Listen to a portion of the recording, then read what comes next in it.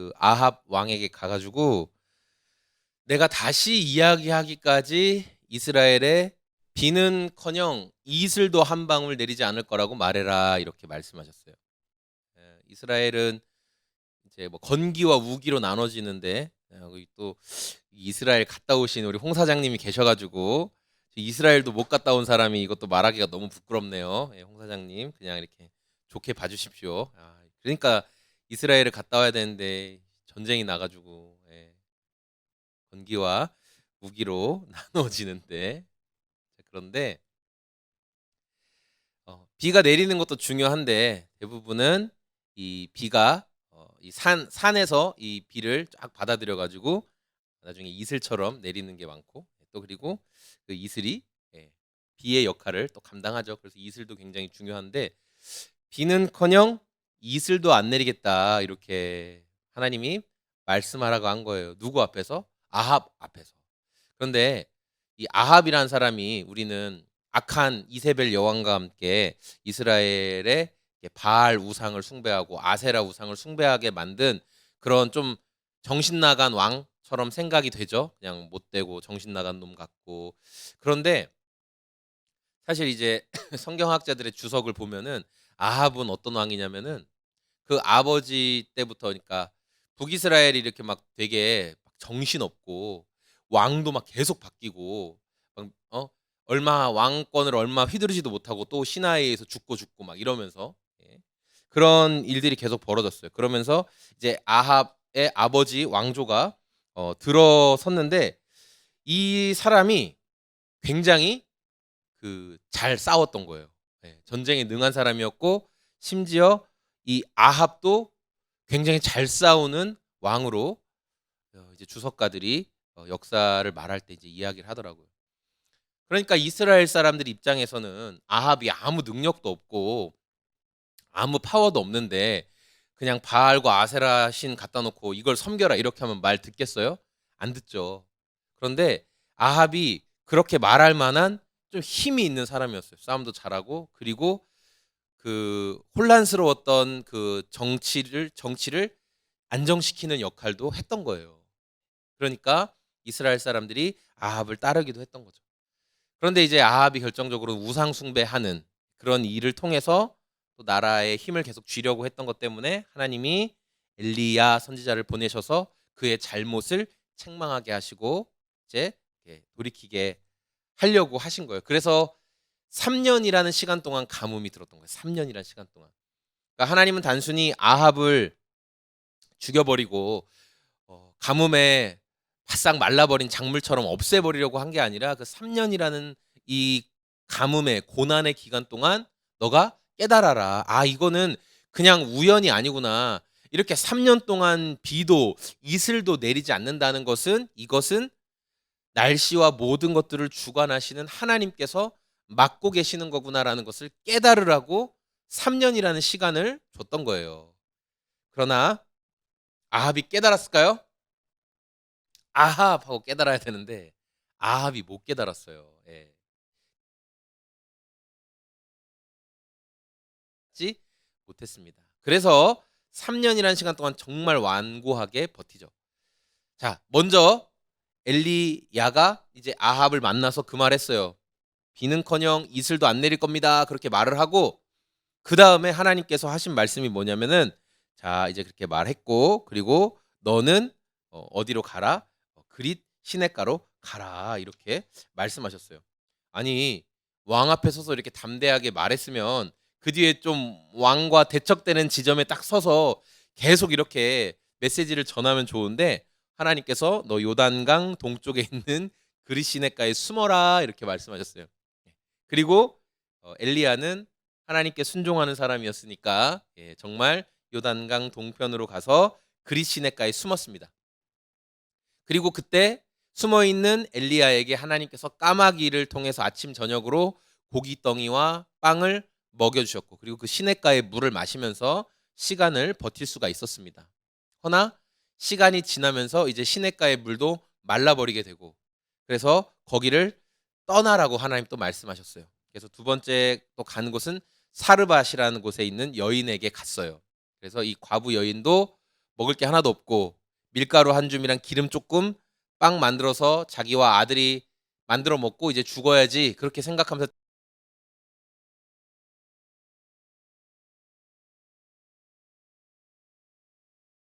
먼저 먹지 말고 나에게 먼저 주시오.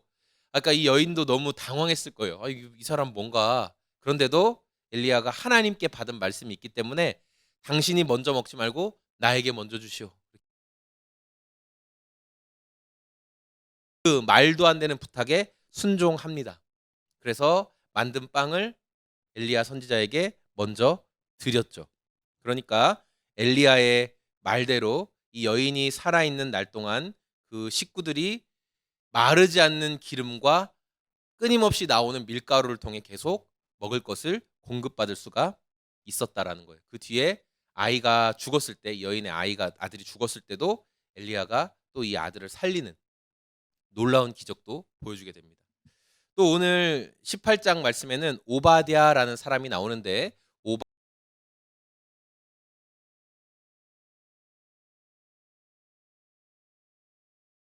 많으니까 우리 가축들이 지금 다 말라 죽게 생겼습니다. 오바댜 나와 함께 땅의 절반을 나누어서 우리 물이 있는 곳, 풀이 있는 곳을 한번 찾아봅시다. 그러면서 오바댜와 아합 왕이 이렇게 정탐을 하는 어떤 그런 과정들이 진행되는데 이 오바댜라는 인물은 어떤 사람이냐?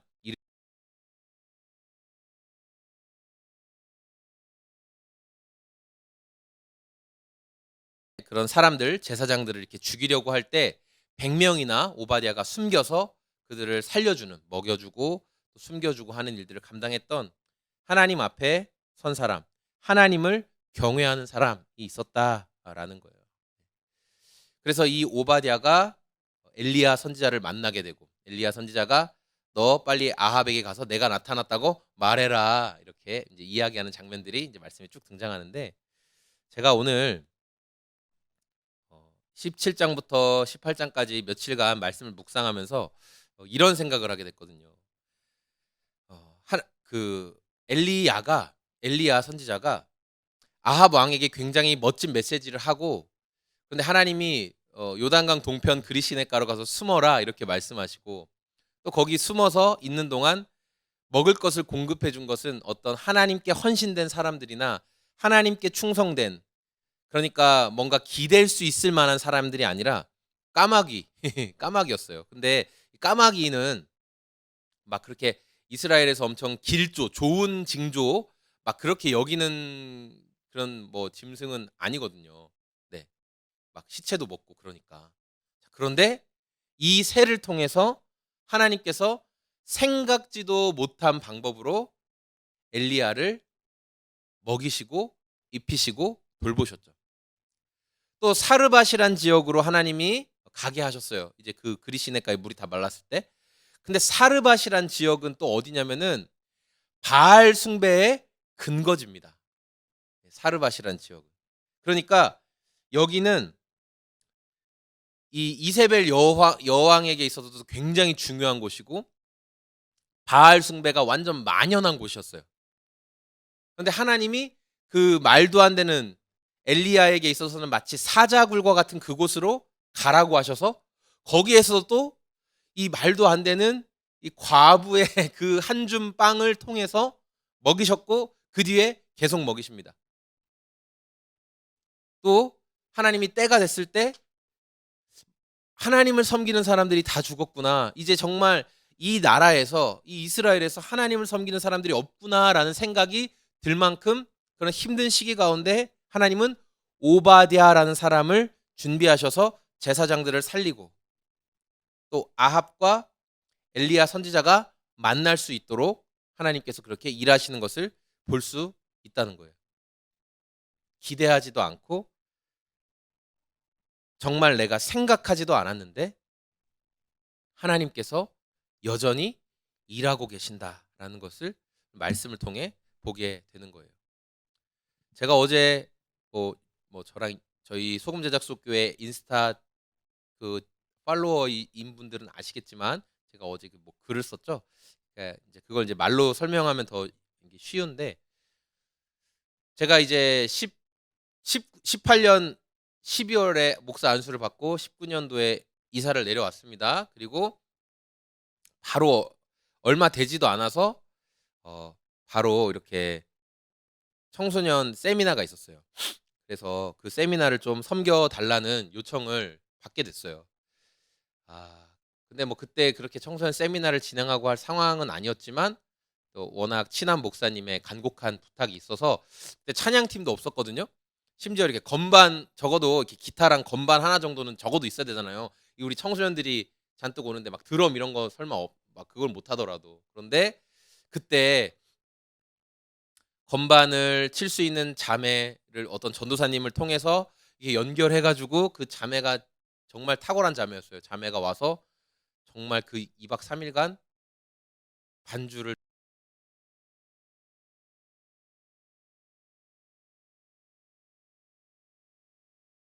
학습원까지 퇴근하면 정신없이 달려와서 그러니까 드럼 세팅 다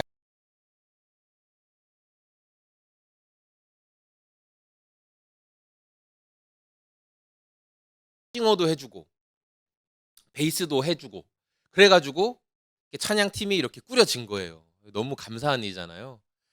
그래서 이제 첫날 그 친구들을 이제 환영하고 그러는데 저는 이제 전날 미리 들어가 있었거든요.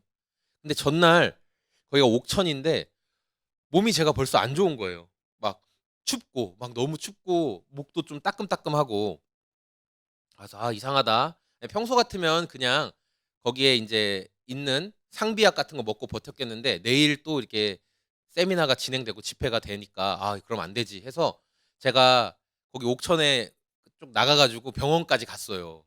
예, 그래서 거기 성모 의원이었나? 거기 가서 주사도 좀 놔주세요. 약도 좀 많이 주세요. 그래가지고 제가 목을 많이 써야 되는 며칠 동안 목을 많이 써야 돼요. 그러니까 의사 선생님이 아주 특별히 신경 써서 주사도 놔주고 예, 약도 많이 줬어요. 열심히 먹었는데 다음 날도 상태가 너무 안 좋은 거예요. 코도 막 엄청 막히기 시작하고. 그래서 첫날은 정말 어찌 첫날을 했어요. 그런데 둘째 날 아침부터 저는 이제 찬양 인도도 하지만 또 그 순 모임도 진행하는 순장도 했거든요. 그러니까 순 모임 때도 말을 많이 해야 돼. 또 찬양 매 때마다 찬양해야 될 때도 또 많이 말을 목을 써야 돼. 그러다 보니까 와 제가 다음 날 아침에 목이 딱 안 나오는 거예요. 이제 하루 지났고 딱 진짜 중요하다고 생각하는 둘째 날이잖아요, 보통. 둘째 날. 오, 너무 막막했어요, 마음이. 근데 목소리가 진짜 얘들아 그래가지고 이렇게 하자 이 정도였어요. 너무 힘들었어요. 약을 먹어도 안 되고 아침부터 막 코도 너무 힘들고 그렇게 시간이 지나서 저녁 집회할 때가 됐죠. 저녁 집회를 해야 되는데 그때도 목소리가 너무 안 좋은 거예요. 이제 안 나오는 거예요, 목이. 아 진짜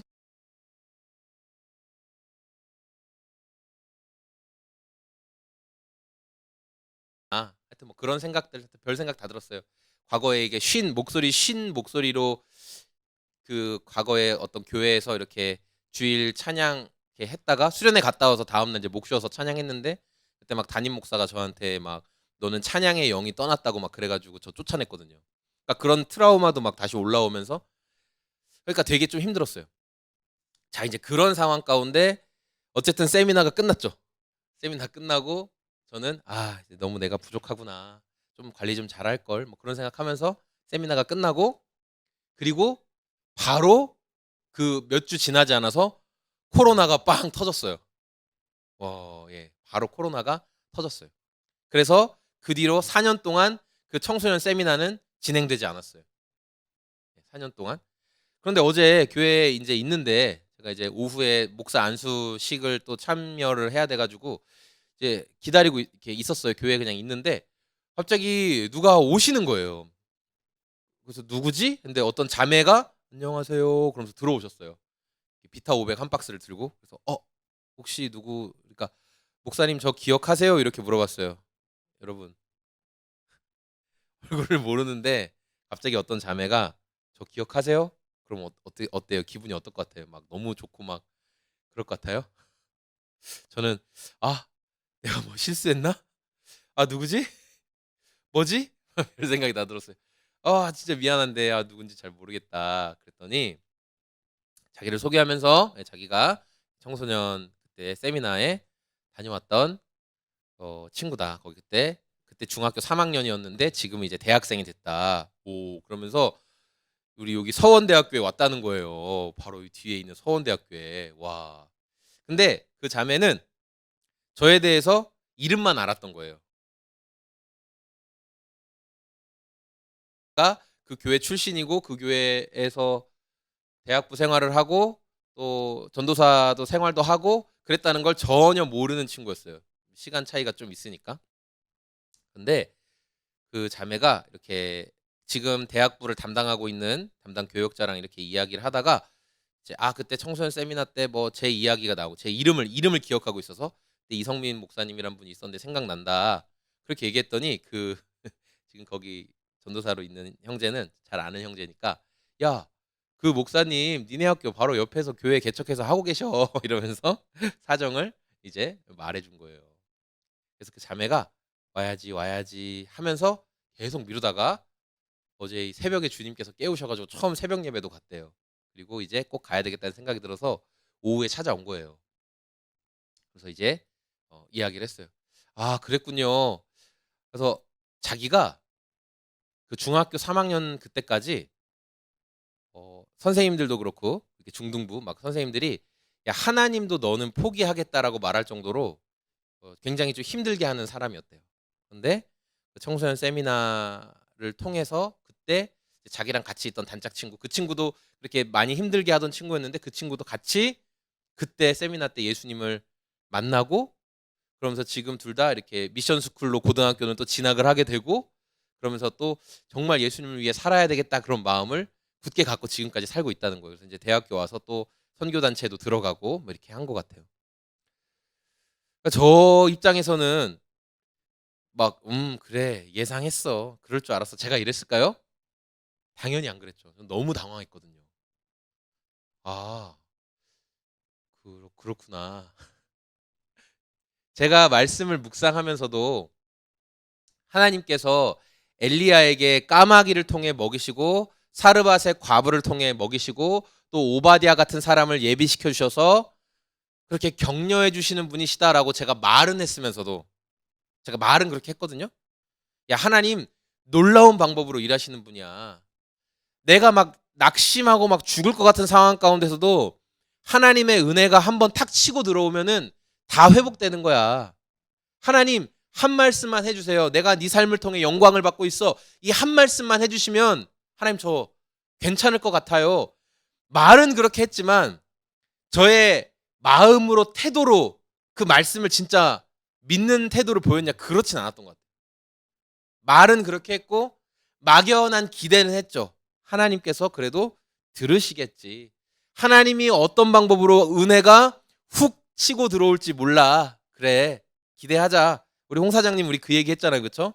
은혜가 갑자기 치고 들어올지 몰라. 매일같이 반복되는 무료한 생활 속에서 그래, 하나님의 은혜가 언제 치고 들어올지 몰라. 그러나 언젠간 주시겠지? 그러나 막연한 생각 같았어요.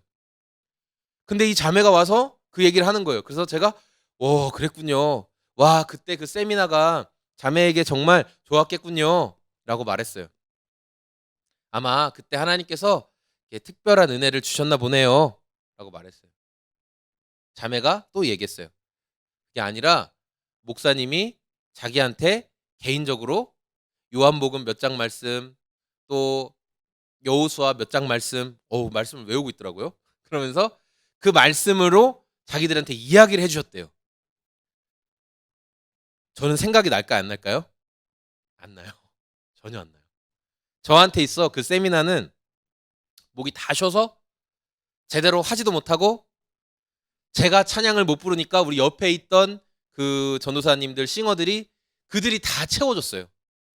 제 부족한 부분들. 그러니까 저는 그때 그게 감사한 거였어요. 그때는 저에게 있어서 나의 이렇게 못나고 부족한 부분들을 옆에서 다 채워주는구나. 저는 그게 감사함으로 기억되는 세미나였는데 하나님께서는 4년이 지난 지금 그때 제가 거기서 했던 하나님에 대한 생각들, 마음들, 예수님에 대해서 전했던 것들을 통해서 두 자매의 마음을 변화시키시고 그 두 자매가 지금 그 교회에서 또 전도사님과 함께 열심히 그리고 또 청소년들을 섬기는 교사 역할도 지금 감당하고 있대요. 대학교 가자마자 바로. 굉장히 위로가 됐어요. 아, 하나님이 이렇게도 일하시는구나. 나는 정말 지나가는 것처럼 예를 들어 저에게 있어 그냥 한 컵에 물이 있었던 거예요. 그래서 그냥 지나가다가 이 물 한 컵을 그냥 저는 바닥에 뿌려준 거예요.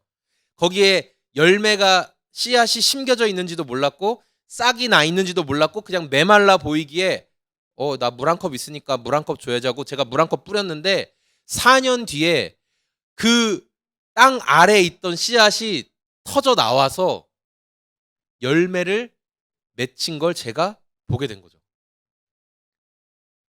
그러니까 내가 기대하지도 못하고 예상하지도 못하고 생각하지도 못한 방식으로 하나님께서 지금도 일하고 계신다라는 거예요.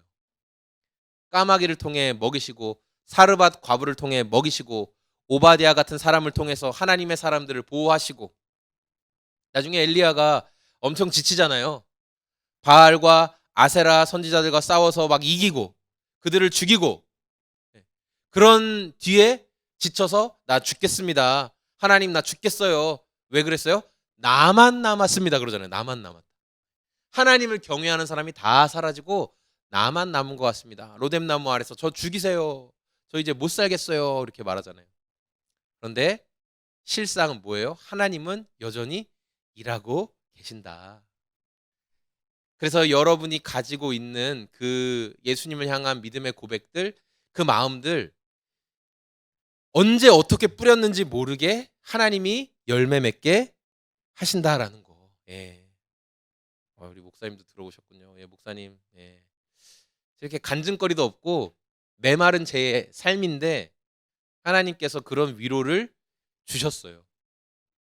그래서 하나님이 진짜 일하고 계시구나.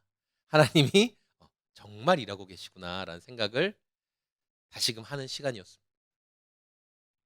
엘리야와 까마귀, 엘리야와 사르밧 과부, 엘리야와 오바댜의 모습을 보면서 하나님께서 우리 삶에 생각하지도 못한 방법으로 일하고 계신다. 그래서 저는 어느 때는 잘 믿어지지 않을지라도 오늘 또 저에게 있는 예수님을 사랑하는 물 한 컵을 또 여러분에게 뿌리는 거예요. 하나님이 정말 일하고 계십니다. 하나님이 정말 여러분 사랑 열심히 무언가 만들어가고 계시는 중이십니다. 이 사실을 기억하고 하나님 오늘도 제 삶을 계속 만들어가 주세요. 이렇게 고백하고 또 신뢰할 수 있는 저와 여러분의 또 기도하는 삶이 되었으면 좋겠습니다. 아멘.